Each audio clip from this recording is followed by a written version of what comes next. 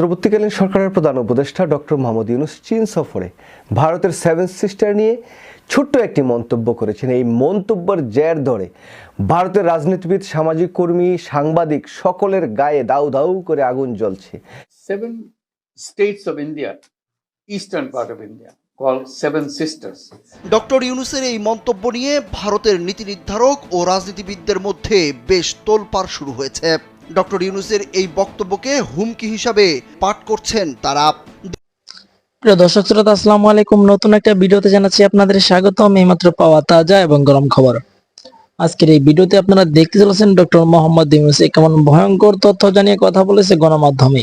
ঈদের পরেই কেমন চাঞ্চল্যকর তথ্য নিয়ে হাজির হবে গণমাধ্যমে, এমনটা জানিয়েছে। প্রিয় দর্শক বন্ধুরা, আজকের এই ভিডিওটি খুবই গুরুত্বপূর্ণ এবং চাঞ্চল্যকর। আশা রাখবো সম্পূর্ণ ভিডিওটি দেখে যাবেন। আমি আর বেশি কথা বাড়াবো না, সরাসরি আপনাদের বিস্তারিত ভিডিওতে নিয়ে যাবো। তার আগে আপনাদের কাছে ছোট্ট একটা রিকোয়েস্ট করবো, যারা এরকম ভিডিও দেখতে পছন্দ করেন এই চ্যানেলটি সাবস্ক্রাইব করে পাশে থাকা বেল আইকনটি বাজিয়ে রাখবেন। ইতিমধ্যে যারা সাবস্ক্রাইব করে দিয়েছেন তাদের জানাচ্ছি অসংখ্য ধন্যবাদ। প্রিয় দর্শক বন্ধুরা, চলুন তাহলে এই ভিডিওতে একটি লাইক করে দিয়ে আমরা বিস্তারিত ভিডিওগুলো মোবাইলের স্ক্রিন থেকে দ্বারা একের পর এক দেখে আসি। প্রধান উপদেষ্টা ডক্টর মোহাম্মদ ইউনূস চীন সফরে ভারতের সেভেন সিস্টার নিয়ে ছোট্ট একটি মন্তব্য করেছেন। এই মন্তব্যের জের ধরে ভারতের রাজনীতিবিদ, সামাজিক কর্মী, সাংবাদিক সকলের গায়ে দাউ দাউ করে আগুন জ্বলছে। তারা ডক্টর মোহাম্মদ ইউনূস যেই মন্তব্য সেটা গ্রহণ করে নিতে পারছেন না, তারা সেটা সহ্য করে নিতে পারছেন না। তারা আসলে কোনোভাবেই ডক্টর মোহাম্মদ ইউনূস যে এরকম কথা বলতে পারেন সেটাও মেনে নিতে পারছেন না। এখন তারা আর সহ্য না করতে পেরে তাদের যেই পেপার, পত্রিকা, মিডিয়া সব জায়গায় ডক্টর মোহাম্মদ ইউনূস চর্চা হচ্ছে ব্যাপকভাবে। ডক্টর মোহাম্মদ ইউনূস সেই চীন সফরে ভারতের এই সেভেন সিস্টার নিয়ে কী এমন মন্তব্য করলেন যে তারা এখন ঘুম, খাওয়া দাওয়া সব কিছু বাদ দিয়ে শুধু কেন ডক্টর মোহাম্মদ ইউনূস এই কথাটি বললেন, কেন তারা সহ্য করতে পারছেন না। মৌকের মতো এখন ভারতের অনেক সাংবাদিক ফালাফালি শুরু করেছেন। দেখুন, ডক্টর মোহাম্মদ ইউনূস বলেছেন যে ভারতের পূর্বাঞ্চলে অবস্থিত সেভেন সিস্টার নামে পরিচিত 7টি রাজ্য সম্পূর্ণরূপে ল্যান্ডলক, স্থলবেষ্টিত। সমুদ্রের সঙ্গে তাদের যোগাযোগের কোনো উপায় নেই। আমরাই এই অঞ্চলে জন্য সমুদ্রের একমাত্র অভিভাবক। মানে সমুদ্র পথে ভারতের এই সেভেন সিস্টারগুলোতে যে ভারত পণ্য আনা নেওয়া করে, সেটা বাংলাদেশের যে সমুদ্র সীমা সেটা ব্যবহার করেই তারা নেয়। সেটার জন্য বাংলাদেশ তো কোনো কিছু চায় না, তারপরেও বাংলাদেশেই কিন্তু এই ভারতের এই সেভেন সিস্টারের সাথে ব্যবসা বাণিজ্য আরও এগিয়ে নিতে পারে। এরকমই একটি মন্তব্য কিন্তু ডক্টর মোহাম্মদ ইউনূস করেছেন। এই মন্তব্যটি এখন আর ভারত নিতে পারছেন না। দিল্লির পক্ষ থেকে সরাসরি ডক্টর মোহাম্মদ ইউনূসের এই বক্তব্যের কোনো জবাব না দিলেও ভারতের কূটনীতিক, ভারত এই দিল্লি সরকারের সাথে সম্পৃক্ত অনেকেই নানা প্রশ্ন তুলছেন। তারা বলছেন যে 1971 সালে বাংলাদেশটা যে স্বাধীন হয়েছে, বাংলাদেশের মুক্তিযোদ্ধারা যেই সশস্ত্র সংগ্রাম করেছিল পাকিস্তানের বিরুদ্ধে, সেটা নাকি তারা করে দিয়েছে।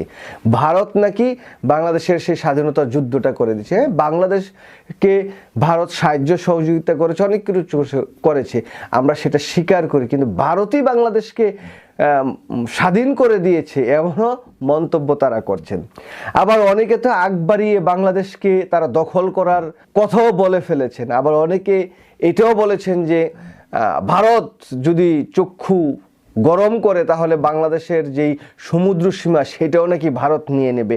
আবার অনেকেই বলছেন যে ডক্টর ইউনূস তার যেই বক্তব্য সেটা অনেক বেশি বলে ফেলেছেন, যত ছোট একটি রাষ্ট্রর নেতা হিসেবে এত বড় কথা বলা ডক্টর মোহাম্মদ ইউনূসের উচিত হয়নি।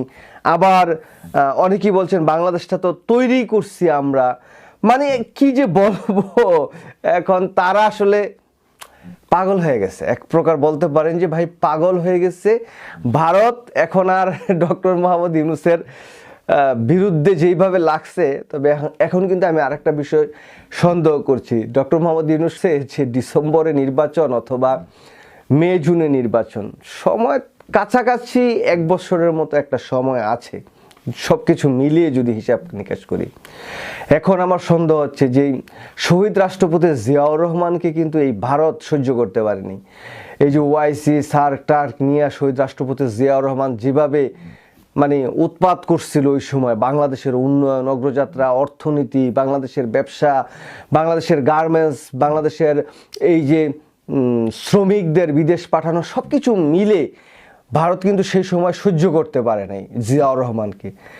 তারই ফলশ্রুতিতে কিন্তু ভারত এবং শেখ হাসিনাকে দিয়ে ডক্টর ইউনূসের এই মন্তব্য নিয়ে ভারতের নীতি নির্ধারক ও রাজনীতিবিদদের মধ্যে বেশ তোলপাড় শুরু হয়েছে।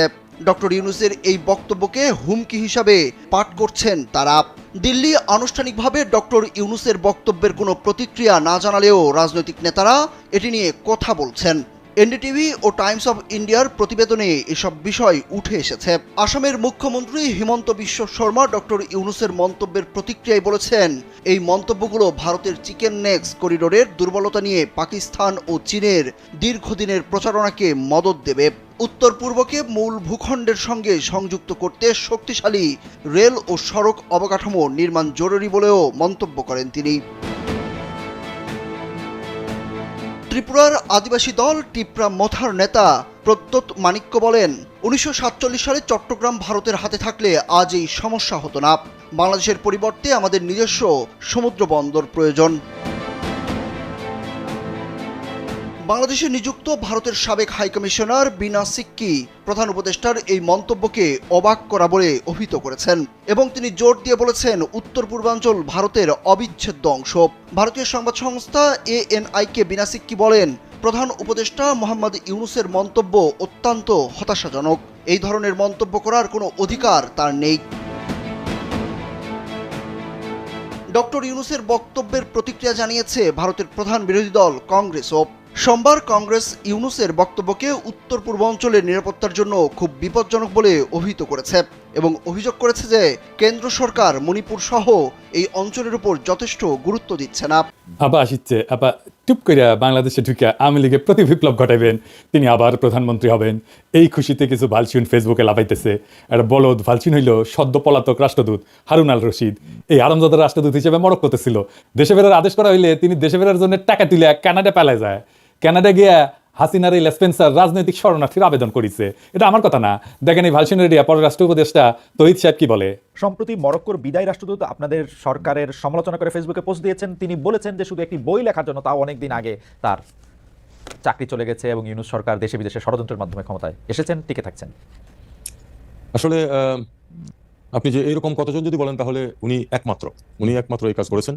আমি আশা করি যে প্রফেশনাল কোনো ডিপ্লোম্যাট এরপরে এই কাজ করবে না, আর কেউ। তারপরে আমাদেরকে অবশ্যই চোখ কান খোলা রাখতে হবে। উনি যে করেছেন এটা আপনাকে আমি এটুকু বলতে পারি যে উনি চলে যাওয়ার 3 সপ্তাহ আগেও একজন উপদেষ্টার কাছে তদবির করেছেন তাকে যেন অন্য কোথাও পোস্টিং দেওয়া হয়। সবচেয়ে বড় কথা, তাকে কিন্তু চাকরিচ্যুত করা হয়নি। তাকে চাকরিচ্যুত করার পরে যে উনি এটা করেছেন তা না, অথবা যে উনি যে রিজাইন করেছেন তাও না। বিষয়টা হচ্ছে যে উনি কিন্তু স্বাভাবিকভাবে তাকে ঢাকায় বদলি করা হয়েছে। সরকার যে কাউকে যে কোনো সময় বদলি করতে পারে, তাকে ঢাকায় বদলি করা হয়েছে। উনি দায়িত্ব ত্যাগ করেছেন নিয়ম অনুযায়ী, টিএডিএ নিয়েছেন এবং তারপরে উনি ঢাকায় না এসে কানাডাতে গিয়ে এই কথাগুলি বলছেন। এটা স্পষ্ট কারণ হচ্ছে যে উনি আসলে কানাডাতে আশ্রয় নিতে চান। এবং এখানে একটু ছোট্ট তথ্য আমি অ্যাড করে রাখি, ওনার স্ত্রী এবং এক সন্তান আজকে থেকে 2 বছর আগে সবুজ পাসপোর্ট নিয়ে কানাডায় অবস্থান করছেন, তার সাথে না। তার মানে আসলে তার পরিবার ওখানে রিলোকেট করার ব্যবস্থা উনি 2 বছর আগে থেকেই করছেন। তারই পরম্পরায় আমি মনে করি যে এখন যাতে সহজে উনি আশ্রয় পেতে পারেন, এই জন্য উনি দেশের বিরুদ্ধে এরকম একটি জঘন্য মিথ্যাচার করেছেন। আমি আমার আগের ভিডিওতে কইছিলাম যে এই হারামজাদা নতুন হাউন আঙ্কেল রাজনৈতিক শরণার্থী হিসেবে আবেদন করবে, আর এই আবেদনটা গ্রহণযোগ্য করার পিছনে তহিদ সাহেব আপনার পররাষ্ট্র সচিব জসিমের ভূমিকা আছে।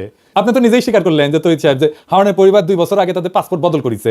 যদি আপনার মন্ত্রণালয় জানে যে হারুনের পরিবার কূটনৈতিক পাসপোর্ট বদলে সাধারণ পাসপোর্ট নিছে, তাহলে আপনার মন্ত্রণালয় এটাও জানতো যে হারুন পলাবে।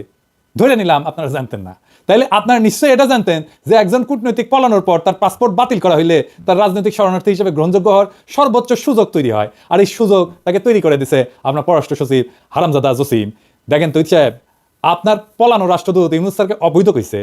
আমাদের মতো বিপ্লবী জনগণকে সে বলে সন্ত্রাসী আর জঙ্গি। আর এই হারামজাদা হারুনকে কানাডায় থাকার বৈধতা নিশ্চিত করিচ্ছে এই হারামজাদা জসিমেক তো কিছু কই নিয়ে আজকে এডিটর সাহেব ওকে জাউরা সিল মেরে দেন। আরো মারেন, আরো এটা মারেন। গত 3রা এবং 20শে মার্চ আমি পররাষ্ট্র সচিবের ভারতের দালালির কিছু প্রমাণ তুলে ধরছিলাম এবং তার অপসারণের জন্য সরকারকে সময় বেঁধে দিচ্ছিলাম। সরকার আমার কথা শোনেনি, সরকার কখনোই আমার কথা শোনে না, শোনে ভুট্টো সাহেবের কথা। এই ভুট্টো সাহেব আর অন্য কেউ না, তিনি আমাদের পররাষ্ট্র উপদেষ্টা তৌহিদ সাহেব। তিনি ভুট্টো হইলেও পুরোপুরি হইতে পারেন নাই, তিনি বেশ কিছু বিষয়ে ব্যবস্থা নিয়েছেন বলে জানা যায়। আমি 4 নম্বর পেরেক মারিছিলাম আহমেদ দালাল আর গোপালী মাল BM জামালকে ওরে নিয়া, যে জুলাই বিপ্লব চলাকালীন দুবাইতে পুলিশের কাছে 57 জন প্রবাসীকে ধরাই দিছিলেন। তারা নিয়ে তদন্ত করার জন্য পররাষ্ট্র মন্ত্রণালয়ের সচিব জনাব নজরুল ইসলামকে দায়িত্ব দেওয়া হয়েছে। তিনি তদন্ত করতে দুবাই যাচ্ছেন। তো তদন্ত করতে জনগণের টাকায় দুবাই যাওয়া লাগে? সব ভুক্তভোগী প্রবাসীরা তো এখন দেশে। আমি তো নিজেই প্রমাণ দিয়ে দিচ্ছি, দেখেন এই আওয়ামী বালচুন কি বলে। স্বাধীনতা বিরোধী এবং জঙ্গি মনোভাবাপন্ন কতিপয় ব্যক্তি এবং কতিপয় ব্যক্তির প্ররোচনায় এই ঘটনাটি তারা ঘটিয়েছে।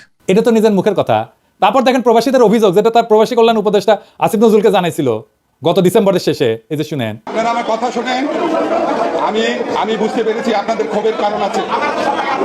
আমার কথাটা শুনেন না ভাই। আপনারা আগামীকাল 3টার সময় আমার সাথে আপনারা 7 জনের প্রতিনিধি আসবেন। আগামীকাল 3টার সময় আগামীকাল 3টার সময় মন্ত্রণালয় মিটিং হবে, 7 জন আসবেন। ঠিক করে নেন কার কার বিরুদ্ধে কি অভিযোগ আছে, আমি নিজে আপনাদের কথা শুনবো, ঠিক আছে?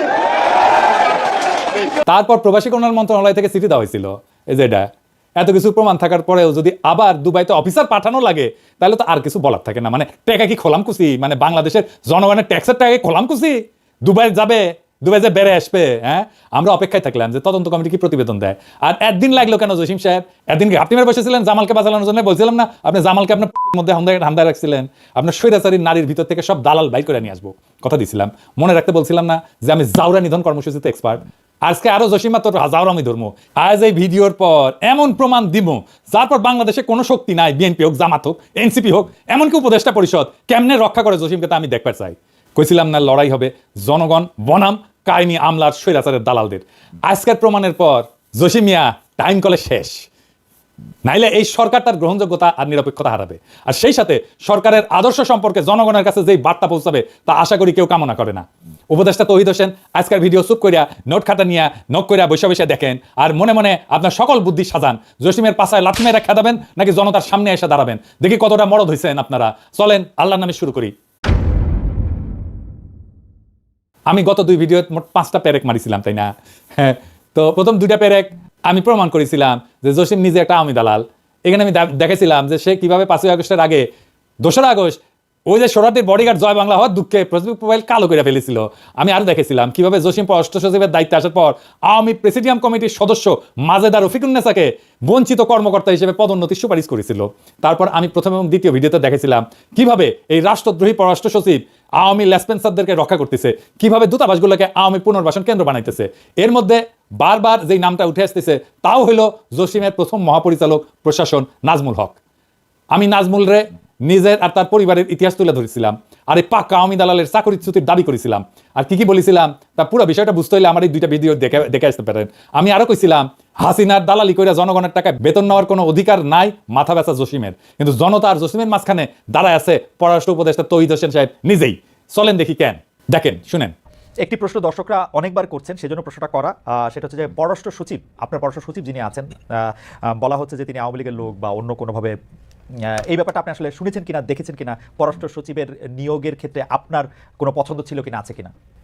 দেখুন, পররাষ্ট্র সচিবের নিয়োগে পররাষ্ট্র উপদেষ্টার কোনো পছন্দ থাকবে না, এটা তো হতে পারে না। এটা খুবই স্বাভাবিক। পররাষ্ট্র সচিব অবশ্যই আমি আমার পছন্দের ব্যক্তি বলেই এবং আমি তাকে যোগ্য বলে মনে করি বলেই তিনি এই পদে আসীন হয়েছেন। আর একটা কথা আমি আপনাকে বলি, যে কেউ যে কোনো অবস্থানে ঢুকলেই, এখন তো যেহেতু সোশ্যাল মিডিয়া খুব অ্যাক্টিভ, মুহূর্তের মধ্যে তার বিরুদ্ধে বিভিন্ন ধরনের বিষোদ্গার চলতে থাকে, কিছু সত্য কিছু মিথ্যা, কিছু এর মাঝামাঝি। তো আমাদেরকে এটা এইভাবেই দেখতে হবে। হয়তো অন্য কাউকে পররাষ্ট্র সচিব হিসাবে দেখতে কারো ইচ্ছা ছিল, তিনি সন্তুষ্ট হননি, তিনি এটা বলতেই পারেন। তবে আমি এটুকু বলি যে উনি তার দায়িত্ব সঠিকভাবে পালন করছেন এবং উনি আওয়ামী লীগের লোক কোট আনকোট এরকম কোনো প্রমাণ আমার কাছে নেই। আমাকে তৌহিদ সাহেবকে ধন্যবাদ, তিনি অবশেষে স্বীকার করেছেন যে তিনি তার পছন্দের ব্যক্তিকে পররাষ্ট্র সচিব নিয়োগ দিচ্ছেন। যেখানে বিপ্লবের পর আপনার উচিত ছিল সবচেয়ে যোগ্য ব্যক্তিকে পররাষ্ট্র সচিব হিসেবে নিয়োগ দেওয়া, সেখানে আপনি যে ব্যক্তিকে পছন্দ তারই আপনি নিয়োগ দিচ্ছেন, যা আপনার নৈতিকতাকে প্রশ্নবিদ্ধ করছে যথেষ্ট। আপনি তো শপথ নিয়েছিলেন অনুরাগ বা বিরাগের বশবর্তী হইয়া কোনো সিদ্ধান্ত নেবেন না। পছন্দ মানে তো অনুরাগ, এটা বুঝেন। কোনো অবজেক্টিভ ক্রাইটেরিয়া তো আপনি তাকে নিয়োগ দেন নাই। ধরেন তৌহিদ সাহেব, আপনার বদলে আমি যদি পররাষ্ট্র উপদেষ্টা হইলামই, তাহলে কি আমি মনিকা বেলিচ্চিরে পররাষ্ট্র সচিব বানাতে পারবো? হ্যাঁ, দেবেন বানাতে, আমার তো পছন্দ তারে দেবেন বানাতে। আপনি তো বিএনপি থেকে সুপারিশপ্রাপ্ত উপদেষ্টা, আর নিছেন বিএনপি থেকে সুপারিশে আসা ভারতের কাছে মাথা ব্যথা একজন পররাষ্ট্র সচিবকে। এই সচিব যে কাজ পারে না তার প্রমাণ আগেই দিছি। এই সচিব যে বিপ্লবের পক্ষে অবস্থান নাই তার প্রমাণও করেছি। এই সচিব যে মিথ্যাচারী এবং জুলাইয়ের ন্যারেটিভ করার যোগ্যতা এবং মানসিকতা নাই সেটা আপনাকে প্রমাণ দিছি। আপনি যেহেতু তারা ডিফেন্ড করছেন তাই ভিডিওতে আমি আপনার প্রত্যেকটা কথা খণ্ডন করব। আমি আবারও প্রমাণ করে দেব যে কেন এবং কিভাবে জসিম ইন্ডিয়া আর আওয়ামী লীগের উদ্দেশ্য বাস্তবায়ন করছে প্রতিনিয়ত। তার আগে চলেন দেখি এই যে তৌহিদ এবং জসিমের পরিচালনায় পররাষ্ট্র মন্ত্রণালয়ের মডেলটা কেমকা। আমি এই সরকারের দায়িত্বে আসার পর থেকে বলে যাচ্ছি যে জেনারেল ওয়াকার ইন্ডিয়ার দালালি করেছে, আর এই কথা আপনাদের বুঝতে সময় লাগলো 7 মাস। এখন প্রমাণ পাচ্ছেন তো, দেখেন ওয়াকারের জন্য মায়া কান্না কাইনতেছে আওয়ামী দালাল হার্পিক মজুমদার। বাংলাদেশ সেনাবাহিনী এখনই তাদের সুবর্ণ সুযোগ যে তাদের এই পোশাক, তাদের এই ডিসিপ্লিন বাহিনীকে যারা প্রশ্নবিদ্ধ করেছে তাদেরকে কঠিন জবাব দেবার। এই 2 টাকার ফকিন্নির বাচ্চারা বাংলাদেশ সেনাবাহিনীকে এইভাবে অপদস্থ করছে, অপমান করছে, এবং একজন বাংলাদেশের নাগরিক হিসেবে প্রতিনিয়ত সেটা সহ্য করছি। কেন সহ্য করব? এখন প্রমাণ পাচ্ছেন তো, যখন দেখেন ওয়াকার বলে যে আওয়ামী লীগ ছাড়া ইনক্লুসিভ নির্বাচন সম্ভব না, ওয়াকার, তৌহিদ আর জসিম একই ভারতের সাজানো দাবার বোর্ডের 2টা ঘোড়া, যাদের লক্ষ্য হইলেও সময় এবং সুযোগ মতো রাজা এবং মন্ত্রীকে ঘায়াল করা। আজকে মেটাফরিক কোনো কথায় যাওয়ার একদম ইচ্ছা নাই, কিন্তু ওয়াকার, তৌহিদ আর জসিম যে এক নীতি দিয়ে চলতেছে তা হইল ভারতের south block model. South block জিনিসটা কি আসেন সেটা বুঝে দেখি। আপনি মাঝে মাঝে শুনবেন সাউথ ব্লক কথাটা। ইন্ডিয়া তার রাষ্ট্র পরিচালনার জন্য কেন্দ্রীয় সরকারের অধীনে থাকা মূল মন্ত্রণালয়গুলোকে 2টা ব্লকে ভাগ করে। নর্থ ব্লক, এই নর্থ ব্লকে থাকে হচ্ছে অর্থ মন্ত্রণালয়, মন্ত্রী পরিষদ যারা মূলত দেশের আভ্যন্তরীণ বিষয় নিয়ে কাজ করে, আর সাউথ ব্লক পররাষ্ট্র মন্ত্রণালয় থাকে এখানে, প্রতিরক্ষা মন্ত্রণালয় থাকে এইখানে, অর্থাৎ বিদেশ নীতি এবং প্রতিরক্ষা দেখে সাউথ ব্লক। 8ই আগস্ট যখন সরকার শপথ নেয় তার আগে উপদেষ্টা পরিষদ গঠন প্রক্রিয়াতে একজন ব্যক্তি ছিল, যিনি আর কেউ না, আমাদের জেনারেল ওয়াকার সাহেব, যিনি প্রত্যেক মুহূর্তে ভারতের সেনা প্রধানের সাথে যোগাযোগ রাখতেছিলেন। এটা আমার কথা না, ভারতের সেনা প্রধানই কয়ে দিছে। I'm in touch with the chief of Bangladesh during the time of when this changeover took place. I was in constant touch with him, and even thereafter, in November 24, we had a video conference also. As far as the military cooperation is concerned, is again going up in the same way. Our officers have moved there for the NDC also. There is no let up on that side. When we talk about the relationship we should talk about when there is an elected government. So as of now, the relationship is with the military is well and perfect. তখন ভারতের model অনুযায়ী বাংলাদেশের south block কল্পনা কইরা general Waker BNP ঘাসা লোক দিয়া পররাষ্ট্র বিষয়ে দায়িত্ব প্রদান করে, আর সেনা প্রধান তো তাদেরই লোক। তৌহিদ সাহেব হইলেন পররাষ্ট্র উপদেষ্টা, আর তিনি বেছে নিলেন পছন্দের মানুষ দেশদ্রোহী জসিমকে, যিনি কূটনীতির পরিপূর্ণ জ্ঞান রাখেন না, বলদ পররাষ্ট্র সচিব, এবং তারে দিয়া ভারতের দালালি বাস্তবায়ন করানো সম্ভব। দেখেন না, যখন ওয়াকার এবং সেনাবাহিনী সকল শিষ্টাচার ভঙ্গ কইরা পররাষ্ট্র মন্ত্রণালয়কে অবজ্ঞা কইরা জাতিসংঘের প্রতিবেদনকে চ্যালেঞ্জ করে, তখন আপনারা পররাষ্ট্র মন্ত্রণালয় থেকে কিছুই বলেন নাই কেন? কারণ সাউথ ব্লক মডেল যার অধীনে আপনারা আওয়ামী লীগের পুনর্বাসনের কাজ করে যাচ্ছেন। কিন্তু জসিম তো ধরা খাইয়া গেছে, তৌহিদ সাহেব আপনি ধরা খাইতেছেন, আপনার সাউথ ব্লক মডেল ফেল। আপনারা সবাই মিলে দেশের ভাবমূর্তি বিনষ্টে যে মেটিকুলাস প্ল্যান নিয়ে আগাইতেছেন তা কলে পররাষ্ট্র মন্ত্রণালয়ের পিছন দিয়ে হান্দায় দেবো। আমি পিনাকি যথেষ্ট এক কাজে ভারতকে বলেন নতুন প্ল্যান দিতে। হাসিনার বাসা তো আপনার দূতাবাস খুঁজে বের করতে পারে নাই, আমি বের করেছি। আপনাদের দিল্লি দূতাবাসে ডিজিএফআই আর এনএসআই থাকে না, ওটা কি বৈশালে আজ মলে যাদের নিয়োগ দিচ্ছেন তাদের কাজটা কি? কেন আমাদের খুঁজে বের করতে হয় এগুলা? হাসিনা ভারতের ঠিকানা বের করতে পারলে আপনাদের প্ল্যান বের করতে পারুন না? আমি কি মনে করেন নিজেদের হারকিউলিস? হ্যাঁ, জসিম তো হারকিউলিস, আর তৌহিদ সাহেব আপনি কি রবিনহুড? আপনাদের স্পেনে এখনো রাষ্ট্রদূত হিসেবে রেখেছেন সারওয়ার মাহমুদকে, এটা কি আপনারা চিনতেন না? সেনাবাহিনীতে যেমন কদমবুসি জেনারেল ছিল না এটা, হ্যাঁ, তেমনি আপনার পররাষ্ট্র মন্ত্রণালয়ে কদমবুসি রাষ্ট্রদূত আছে 2টা, আমরা চিনি কলে। হ্যাঁ, তার মধ্যে এটা হইতেছে এটা সারওয়ার রংপুর কারমাইকেল কলেজের ছাত্রলীগের নেতা ছিল, এবং 5ই আগস্টের পর থেকে এই রাষ্ট্রদূত এখনো চাকরিতে আছে। কিভাবে? এই রাষ্ট্রদূতের অন্যতম কাজ ছিল প্রফেসর ইউনূসের সাথে স্পেনের সেই বিশেষ সম্পর্ককে বাধাগ্রস্ত করা। সেই রাষ্ট্রদূতকে আপনারা সরাইতে পারেন নাই, যে সারাক্ষণ কদমবুসি করতো, হাসিনারে সালাম করতো পায়ে হাত দিয়া। এখন আবার তারা আপনার রাষ্ট্রদূত বানাইতেছেন ফিলিপাইনে। হ্যাঁ, জসিম সাহেব চমৎকার। হ্যাঁ, আপনারা ব্রাজিলের রাষ্ট্রদূত হিসেবে নিয়োগ দিতেছেন তৌহিদুল ইসলামকে, যিনি আলগা মোমেনের এতটাই খাস লোক যে তার জন্য আলগা মোমেন কি বলছে একবার শুধু দেখে আসেন শুনেন। আমার পররাষ্ট্র মন্ত্রণালয়ে আমাদের অনেক ডিপ্লোমেট আছে। আমাদের একজন diplomat, he is a success story. সে মেডিকেল ডাক্তার, সে ঢাকা থেকে এমবিবিএস পাস করে তখন সে ফার্স্ট হয়। তারপরে সে যখন অ্যাডমিনিস্ট্রেটিভ পরীক্ষা দেয় ওইটা তো সারা বাংলাদেশে ফার্স্ট হয়। তারপরে তার ব্যাচের ফার্স্ট বয়সে অত্যন্ত ভালো তুকর ছেলে। এখন ওরে ট্রেনে কিভাবে নামানো যায় তার জন্য তার মন্ত্রণালয়ের লোকজনই, তারই বন্ধু বান্ধবরা কন্টিনিউয়াসলি করে। বাংলাদেশ 4টা বড় ইউএনএতে 4টা বড় রেজলিউশন নেয়। একটা হচ্ছে আমাদের ওই যে কালচার অফ পিস, হ্যাঁ, সংস্কৃতি, শান্তির সংস্কৃতি। আর 2টো বড় জনে, একটা হচ্ছে গিয়ে অটিজম এন্ড আদার ডিসএবিলিটিজ, এর উপরে একটি মাননীয় প্রধানমন্ত্রীর অত্যন্ত প্রিয় রেজলিউশন। আরেকটা হচ্ছে পিপলস এম্পাওয়ারমেন্ট, মানুষের ক্ষমতায়ন। এই 2টো প্রপোজাল, এই ছেলে ও তখন কাউন্সিলর ছিল ইউএনওতে, এবং সে অসম্ভব তুকর ছেলে, অত্যন্ত ব্রাইট এন্ড ইন্টেলিজেন্ট। তাকে আমরা নমিনি করেছি, আমাদের বর্তমানে অ্যাম্বাসেডর ইন সিঙ্গাপুর। তাকে আমরা কিসে দেখি এই যে ভিয়েনাতে, সেখানে যেহেতু মাল্টিন্যাশনাল কাজ আছে, আমাদের ধারণা আমাদের যেমন ইউনিডো আছে ওখানে, আমাদের দেশে ইউনিডো কোনো কাজ করে না। এটা UNIDO is a great institution, যাতে ইন্ডাস্ট্রিয়ালাইজেশন। আমরা এই জন্য সিদ্ধান্ত নিলাম ওকে ওখানে দেব, because he is a doer, he is a performer. কিন্তু তার শত্রু আছে, শত্রু ওখানে গিয়ে সে যখন মিলানে কনসাল জেনারেল ছিল, চায়না তো ছিল, কনসাল জেনারেল থাকা অবস্থায় কোনো একটা মেয়েকে তার পিছনে সেবা চালায়, তো একটা পিছনে লাগায় একটা কেলেঙ্কারি করার চেষ্টা করে, তখন তাকে উইথড্র করা হয়, সাসপেন্ড করা হয়, অনেক ইনভেস্টিগেশন হয়, সরকারের অনেক আপনাদের টাকা, ট্যাক্সপেয়ারের টাকা খরচ করা হয়। পরে দেখা যায় একেবারে বানোয়া, একেবারে অলিক। So he has been prove যে সব বানোয়া। তারপরে এইরকম, তারপর তার প্রমোশন হয়, তার অ্যাম্বাসেডর হয়। এখন তার বিরুদ্ধে আবার লাগছে একদল, এবং তারই বন্ধু বান্ধব হবে, আর নাইলে পত্রিকায় গুলো যাবে। হি is a very good officer, আমি যতদিন আছি আই উইল ডিফেন্ড। হাসিনা পছন্দের কাজ করছে, আলগা মোমেন্ট যাকে সবসময় ডিফেন্ড করবে এমন লোকের ডিফেন্ডার হইলো এখন তৌহিদ সাহেব আর জসিম সাহেব। আপনারা ওরা ব্রাজিল পাঠাতেছেন একটা গভীর ষড়যন্ত্রের অংশ হিসেবে। ব্রাজিল হইলো দক্ষিণ আমেরিকাতে বাংলাদেশের একমাত্র দূতাবাস, যেখানে এই সরকারের বিরুদ্ধে গোপনে অপকর্ম করার জন্য আলগা মোমেন্টের এই খাস লোকের সেইখানে পদায়ন দেওয়া হইতেছে। ওইখানে ভারতের দূতাবাস আছে মোট 11টা। ব্রাজিলিয়াতে আছে, রিও ডি জেনেরোতে আছে, বুয়েন্স আয়ার্সে আছে, সিলিতে আছে, গায়নায় আছে, কলম্বিয়াতে আছে, ইকুয়েডরে আছে, পেরুতে আছে, সুরিনামে আছে, ভেনেজুয়েলাতে আছে এবং প্যারাগুয়েতে আছে। তার মানে ভারতের সাথে অবাধ তথ্য পাচারের জন্য আর কি লাগে, যেখানে যা করা দরকার বা ভারতের যেসব বুদ্ধি ঢাকাতে বা দিল্লিতে পাচার করা দরকার, তার জন্য এক তৌহিদি ভরসা। আর তৌহিদ তার মাথা ব্যথা লুচ্চা সচিব জসিমউদ্দিনের ভরসা উঠতেছে এই ব্রাজিলে পাঠানো নতুন রাষ্ট্রদূত। আর এটা বলি, আপনার ব্রাসেলস মিশনে বিজয় দিবসের অনুষ্ঠানে পলাতক পররাষ্ট্রমন্ত্রী হাসান মাহমুদের ছোট ভাই যে আওয়ামী দলবল নিয়ে দূতাবাসের অনুষ্ঠানে গেছিল, তার বিষয়ে আপনি কোনো ব্যবস্থা নিচ্ছেন? নেন নাই। কেন নেন নাই? তখন দূতাবাসের দায়িত্ব ছিল প্রীতি রহমান, যাকে আপনারা দিল্লিতে উপ হাই কমিশনার পদে পদায়ন করেছেন। কি সুন্দর সব অঙ্ক মিলে যেতেছে। প্রীতি রহমান তো দিল্লিতে হাসান মাহমুদের বার্তা পৌঁছে দিবে আপনাদের গডমাদার গণহত্যাকারী হাসিনার কাছে। ব্রাসেলস দূতাবাসের এই কাজ নিয়ে আমি ফেসবুকে পোস্ট করেছিলাম, কিন্তু আপনার হারকিউলিস পররাষ্ট্র সচিব তো একেবারে নির্বিকার। কি জবাব দিবেন আপনি তৌহিদ সাহেব? আমার কথা কি সত্য মিথ্যা, নাকি আংশিক সত্য, নাকি আংশিক মিথ্যা? কি তৌহিদ সাহেব কথা বাইরে হইতেছে না মুখ দিয়া? আসেন এবার তৌহিদ সাহেবের সকল কথা খণ্ডন করি। আওয়ামী লীগের আরেক সফট স্পেন্সার খালেদ মহিউদ্দিনকে সাক্ষাৎকার দিচ্ছেন, তাই না? আমি কটার বিষয় খুঁজে পেয়েছি।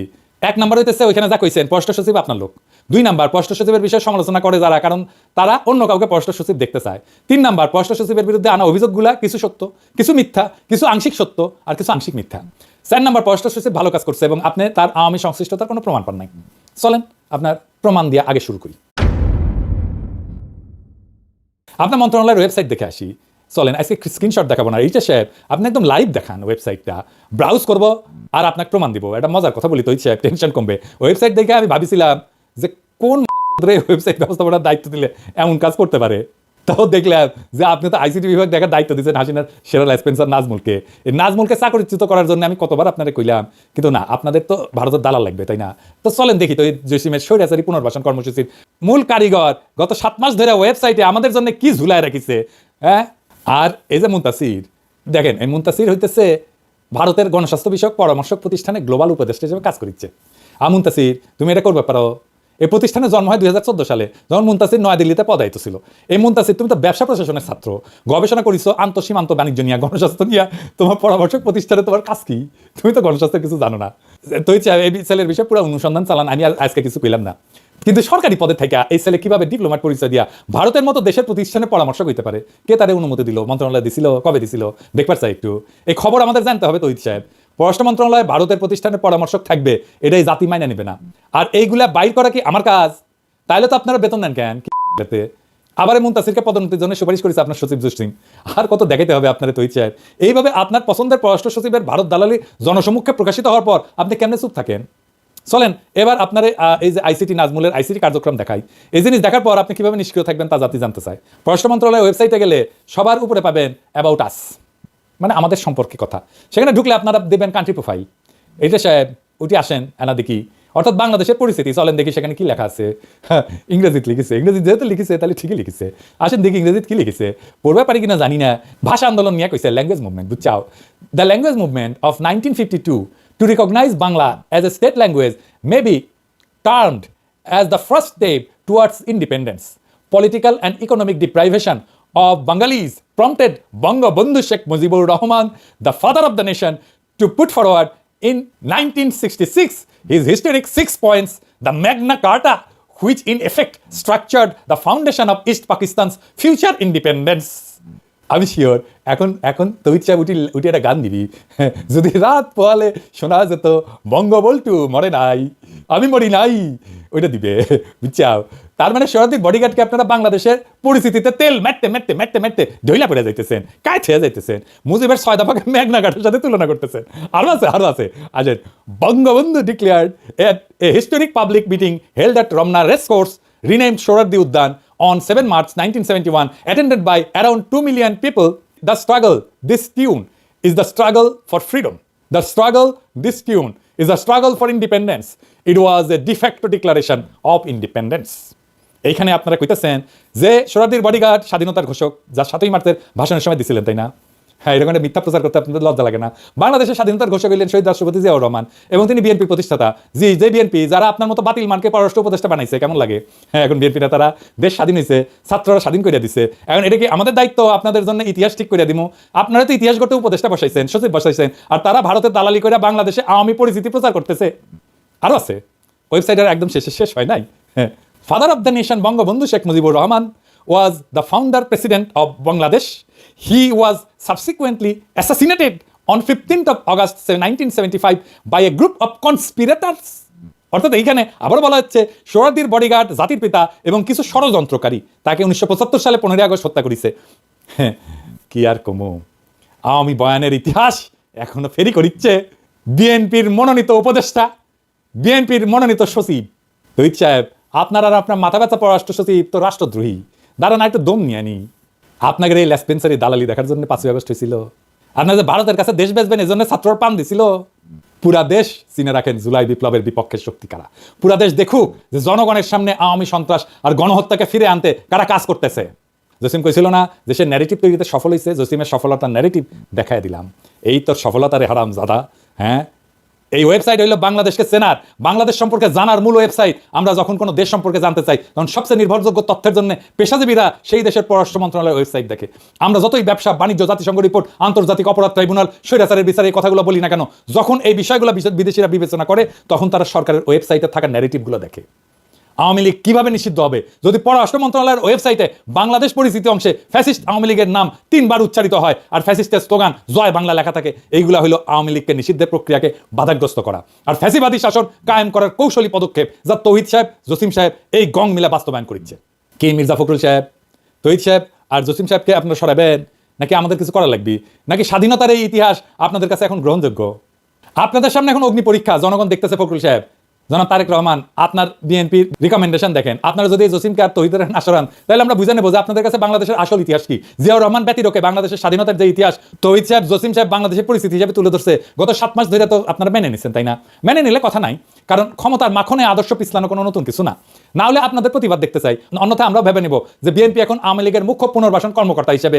আপনারা নির্বাচনের পর ক্ষমতা আসলে এই ইতিহাস আমরা বদলাইতে দেবো না, এরকমই থাকবে। এই তো গেল বিএনপির কথা। এবার জুলাই আন্দোলনের অগ্রসৈনিকদের দৃষ্টি আকর্ষণ করছি। তোমরা দেখো যে আবু সাইদের রক্তের ইতিহাস আজ তৌহিদ, জসিম, নাজমুলদের স্বৈরাচারী গ্রাসে পর্যদস্ত। তোমরা দেখো মুগ্ধর আত্মত্যাগ, এখন তৌহিদ, জসিম, নাজমুলদের খুনি হাসিনাকে ফিরে আনার প্রতি বিপ্লব। তোমরা দেখো তোমাদের গড়া ইতিহাস নিয়ে তোমাদের কান্দে চইরা ক্ষমতায় বসা কিছু আওয়ামী দালাল তাদের ভবিষ্যৎ নিশ্চিতের শকুনি হাসি দিচ্ছে। তোমরা দেখো তোমাদের আর নতুন বাংলাদেশের মধ্যে বসে ভারতের দালালি করা কিছু হয় না কিভাবে দেশকে উপস্থাপন করতেছে। এই ঘটনা দেখার পর যদি তোমাদের রক্তে আর একটা বিপ্লব টকবক করে ফুটে না ওঠে, তাহলে তোমরাও এই জাতির কাছে নিজেদেরকে কলঙ্কিত করবা। এবার তৌহিদ সাহেব, আপনার বক্তব্যের 4 দফাতে আসি। প্রথম দফা, আপনি বলছেন পররাষ্ট্র সচিব আপনার লোক, তাই তার সব কাজের দায় আপনার। এই ব্যাপারে আপনার দায়িত্ব এড়ানোর কোনো সুযোগ নেই। দ্বিতীয় দফা, আপনি বলছেন যে পররাষ্ট্র সচিবের বিষয়ে সমালোচনা আছে, কারণ যারা সমালোচনা করছে তারা অন্য কাউকে পররাষ্ট্র সচিব দেখতে চায়। হ্যাঁ চাই, কোনো সমস্যা? এরকম ভারতের দালাল আর বিপ্লবের সাথে বেইমানি করা পররাষ্ট্র সচিবকে কে রাখতে চায়? আপনি ছাড়া। এইরকম ভারতের কাছে মাথা ব্যথা পররাষ্ট্র সচিব কে রাখতে চায়? আপনি রাখতে চান। এরকম হাসিনার আওয়ামী দালাল পররাষ্ট্র সচিবকে রাখতে চায় আপনি। আমি ভাবছিলাম জসিমের প্রতি একটু সদয় হব, গত 4 মাস ধরে ওয়েবসাইট দেখতেছি, শুধরানোর সুযোগ দিচ্ছি, কিন্তু আপনার হারকিউলিস জসিম সেই কথা বুঝে নাই। আমি এমনি কথা কই না তহিদ সাহেব, জসিমের যেন চাকরি না যায়, মানে পরিবার নিয়ে যেন ঠিক মতো চলতে পারে, সেই জন্য তার প্রতি দয়া করে সব কথা বলি নাই। আপনি জসিমের পক্ষে চ্যালেঞ্জ করে আমাকে অনেক কথা বলতে বাধ্য করছেন, লাগলে অডিও ভিডিও কিছু বাদ দিব না, তবু জসিমের মতো রাষ্ট্রদ্রোহীকে দিয়ে পররাষ্ট্র মন্ত্রণালয় চালাইতে পারবেন না, ফুল স্টপ। আমি কইছি না জান কালা কালা কইরা দিব, শুরু করে দিছি কলে। আমাদের কোনো পছন্দ নাই, আমরা সেরা অফিসারকে চাই যে আপনাদের অপকর্ম মুইসা প্রফেসর ইউনূস স্যারের নেতৃত্বে সরকারের কূটনৈতিক অবস্থান তৈরির জন্য কাজ করবে এবং বিপ্লবের সঠিক ন্যারেটিভ তুলে ধরবে। তৃতীয় দফা, পররাষ্ট্র সচিবের বিরুদ্ধে আনা অভিযোগগুলো কিছু সত্য, কিছু মিথ্যা, আর কিছু আংশিক সত্য আর আংশিক মিথ্যা। বলেন কোনটা? কোনটা মিথ্যা? জসিমের মাজেদা রফিকুন নাসকে সুপারিশ করা মিথ্যা? জসিমের ফেসবুক পোস্ট মিথ্যা? 2 আগস্ট না হয় তিনি আওয়ামী লীগের চাপে এই কাজ করছেন, কিন্তু আপনার কয়জন রাষ্ট্রদূত এই কাজ করেছেন? খুব বেশি হলে 6 থেকে 7 জন, সব চাপ খালি জসিমের উপরে, তাই না? এত মিথ্যা কথা কিভাবে বলেন তহিদ সাহেব? জসিম এই কাজ করছে কারণ তার কয়দিন আগে সে হাসিনারে পার্সোনালি তেল দিছে চীন সফরের সময়, আর আগস্টে আরেকবার তেল দিছে কারণ সে পররাষ্ট্র সচিব হইতে চায়, কিন্তু 5 আগস্ট গদি উল্টানোর পর তিনি ভোল পাল্টাইতেছেন। তারপর আসেন আপনার ওয়েবসাইটে শেখ হাসিনার নিউরাল নেটওয়ার্কের প্রেতাত্মা ঘুরে বেড়ানো কি মিথ্যা? লস অ্যাঞ্জেলেসে থাকে সামিয়া, আলাউদ্দিন আর টরেন্টোর কনসাল জেনারেল ফারুক, এরা কি মোমেন শাহরিয়ার আলমের দোষর ছিল না? ফ্লোরিডার কনসাল জেনারেল সোহেলি কি জুলাই বিপ্লবের সময় পররাষ্ট্র মন্ত্রণালয়ের মুখপাত্র ছিল না? ছাত্রদের বিপক্ষে সে কি কথা বলে নাই? হাসিনার সহকারী প্রেস সচিব সারোয়ার আলম সরকারের পরিচালক পদে পদায়ন এবং পদোন্নতি কি মিথ্যা? নাজমুলের আওয়ামী যোগাযোগ কি মিথ্যা? বিএম জামালের রেসপেন্সারি কি মিথ্যা? কদমবুজি রাষ্ট্রদূত সারোয়ার মাহমুদের 7 মাস পদে থাকা কি মিথ্যা? আপনার ওয়েবসাইটে বাংলাদেশের ইতিহাসে প্রহসনমূলক উপস্থাপন কি মিথ্যা? বলেন তহিদ সাহেব। চতুর্থ দফা, আর প্রমাণ করা কিছু নাই, ওয়েবসাইট দেখাই আমি শেষ প্রমাণ দিলাম যে আপনার পররাষ্ট্র সচিব আওয়ামী দালাল। এবার কি আপনি তারা ডিফেন্ড করবেন? করেন সাহস থাকলে। পুরো দেশ আর দেশের জনগণ দেখবে তখন পররাষ্ট্র মন্ত্রণালয় তার সর্বোচ্চ নেতৃত্ব আওয়ামী লীগের দালালি করতেছে। তখন আমরা মানে জনগণ এবং রাষ্ট্রের সাংবিধানিক মালিক এই মর্মে সিদ্ধান্ত নিব যে আমাদের টাকায় পররাষ্ট্র মন্ত্রণালয়ের কোনো বরাদ্দ হবে না। হাসিনার দালালি করলে ভারত থেকে টাকা আয়না করেন তহিদ সাহেব, বাংলাদেশের টাকা না, বাংলাদেশের ট্যাক্সের টাকায় দালালি করা যাবে না ভারতের। আর তা না হইলে ভিডিও প্রকাশের 48 ঘন্টার মধ্যে জসিম নাজমুলের পাশে লাঠি দিয়া মন্ত্রণালয় থেকে বাইর করেন, নইলে আমরা আপনাদের সরানোর 1 দফা আন্দোলনে নামবো। পররাষ্ট্র মন্ত্রণালয়ের সামনে গরু ফেলামো আর জিয়াফত দেবো, গরু ফেলামো আর জিয়াফত দেবো। ভারতের দালালি করা একদম হান্দায় দেবো পিছন দিয়া। 2 বার বলছি, এই শেষ কথা আবার বলতেছি, জসিম আর 1 মুহূর্ত পররাষ্ট্র সচিবের পদে থাকতে পারবে না। ইউনূস স্যার আর উপদেষ্টা পরিষদ আপনারা আমার কথা শুনেন নাই, আপনারা জসিমরে পররাষ্ট্র সচিব রাখছেন, এই বাটপার আপনাদের চোখের সামনে বসে তার মন্ত্রণালয়ের ওয়েবসাইটে আওয়ামী দালালির প্রমাণ রেখা ঘুরে বেড়াতেছে, আর আপনারা জসিমের নিয়ে উপদেষ্টা পরিষদের মিটিং করেন। জসিম যদি পররাষ্ট্র সচিব থাকে তাহলে আপনাদের মুখে বিপ্লবের সপক্ষে আর কোনো কথা শুনতে চাই না। আমি আর ডেডলাইন দিব না, আমি এখন সময় দেখবো কত তাড়াতাড়ি এই জাতির কলঙ্ক মোছার কাজে আপনারা হাত দেন, আমরা ফলাফল দেখবো। না হলে আমি যদি লোকজন নিয়ে পররাষ্ট্র মন্ত্রণালয় ঘেরাও করি আর লাঠি দিয়া তহিদ জসিমরে পররাষ্ট্র মন্ত্রণালয় থেকে বের করি, আমাদের দোষ দিবেন না, ওর ছায়া আমরা দেখতে চাই না 1 মুহূর্ত না। বিপ্লবের বিপক্ষের শক্তিকে চেয়ারে বসায় রাখা আর যাই হোক নতুন বাংলাদেশ হবে না। ঈদের আগে বাংলাদেশের জনগণকে জসিম মুক্ত পররাষ্ট্র মন্ত্রণালয় আপনি উপহার দিতে পারেন নাই, ঈদের পরে দেন। এবার জনতাকে ঈদের উপহার দিলেন, জনতা ঈদের উপহার নাই কিছুদিন পরেই নিল, খুশি হইল। হয় বাংলাদেশে আওয়ামী মুক্ত পররাষ্ট্র মন্ত্রণালয় থাকবে না, নয় আমরা জনগণ থাকবো, দেখি কার শক্তি জয়যুক্ত হয়। কথা ফাইনাল, জসিম যদি থাকে প্রত্যেক সপ্তাহে এইরকম একটা করে এপিসোড যাবে, আর জান কালা কালা কইরা দেবো, গণশত্রু বানায় দেবো তহিদ সাহেব আপনারে। Mind it. আবার আপনারে মনে করাই দিই, বাঘে চুলে 18 ঘা, পুলিশে চুলে 36 ঘা, পিনাকে চুলে জয় বাংলা। প্রিয় দেশবাসী, শুরু থেকে শেষ পর্যন্ত যারা এই ভিডিওটি দেখেছেন সকলকে জানাই অসংখ্য অসংখ্য ধন্যবাদ। যারা এরকম নিউজ ভিডিও পেতে পছন্দ করেন তারা অবশ্যই এই চ্যানেলটি সাবস্ক্রাইব করে পাশে থাকা বেল আইকনটি বাজিয়ে দিবেন। যারা এখন এই ভিডিওটি শেয়ার করেননি, এই ভিডিওটি দ্রুত শেয়ার করে সকলকে দেখার সুযোগ করে দিন। আজকের মতন এই পর্যন্ত, দেখা হচ্ছে পরবর্তী কোনো ভিডিও নিয়ে ইনশাল্লাহ।